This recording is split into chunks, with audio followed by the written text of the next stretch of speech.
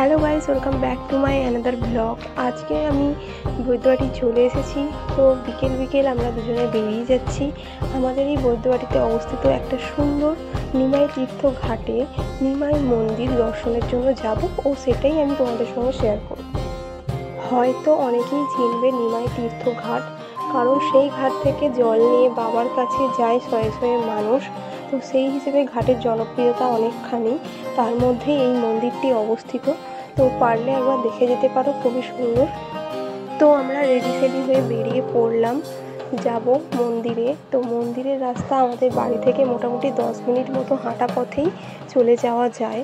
তোমরা যদি বৈদ্যবাটির দিক দিয়ে আসো তাহলে একটু ঘোরা পথ হয়, আর যদি শেওড়াফুলির দিক দিয়ে আসতে চাও তাহলে শেওড়াফুলিতে নেবে ওখান থেকে টোটো বা অটো ধরে চলে আসতে হবে নিমাই তীর্থঘাট। নিমাই তীর্থঘাটের সোজা নেবে ডান পাশেই হচ্ছে মন্দিরটা, খুবই সুন্দর মন্দির, পারলে এসে দেখতে পারো। 6:30টার দিকে মন্দিরেতে আরতি শুরু হয়। তো আমরা এমনই সময় গেছি, তো মন্দিরে আরতিটা আমরা দেখতে পেয়েছি। নিচেতে অনেকগুলো শিব মন্দির, বর্ধমানে যেমন শিব মন্দির আছে 108টা, কানলাতে আছে 108টা শিব মন্দির, ঠিক তেমনি এখানে 10টা না 11টা মতন শিব মন্দির একটা সাইডে হয়েছে। খুবই সুন্দরভাবে ডেকোরেশন করেছে, আর মাঝখানে তুলসী মঞ্চ করেছে, আর একদিকে গঙ্গা মাতা, যমুনা মাতা, সরস্বতী মাতা এরকমভাবে একটা টেম্পল করেছে, আর এদিকে শিব ঠাকুরের একটা টেম্পল, আর এপাশে হনুমানজির একটা মূর্তি আছে। খুবই সুন্দরভাবে ডেকোরেশনটা করেছে, খুবই সুন্দর দেখতে লাগছে। আর তার মধ্যেও আরতিটাও শুরু হয়ে গেছিলো, আমরা আরতিটাও দর্শন করতে পারলাম।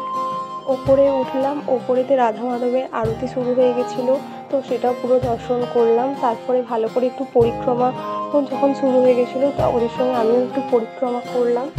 তারপর তো একটু বসে ওখানে এত সুন্দর হাওয়া দেয়।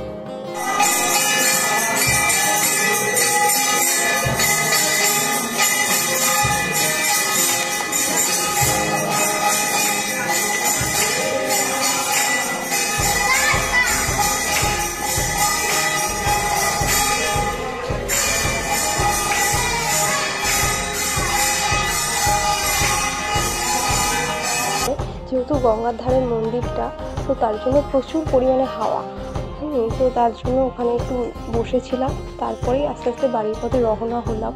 তো মন্দিরটা সত্যিই খুবই সুন্দর। এখানে ভোগ খাওয়ানোরও ব্যবস্থা আছে, যদি কেউ আসতে চাও, ভোগ খেতে চাও, সেই সম্পর্কে কিছু জানতে চাইলে আমায় কমেন্টেও জানাতে পারো। মন্দির থেকে বেরিয়ে নিয়ে নিয়েছি দুটো আইসক্রিম খেতে খেতে বাড়ি চলে এলাম। তো বাড়িতে রাতের মেনুতে মা রান্না করেছিল লুচি, আলুর দম, চিকেন কষা, তার সঙ্গে অনেক রকম মিষ্টি। আর কি চাই, যেহেতু জামাষষ্ঠীর রাত, তাই জন্য একটু স্পেশাল মেনু হয়েছিল। তো এসব করতে করতেই অনেকটা রাত হয়ে গেল। খুব তাড়াতাড়ি দেখা হচ্ছে নতুন ব্লগে।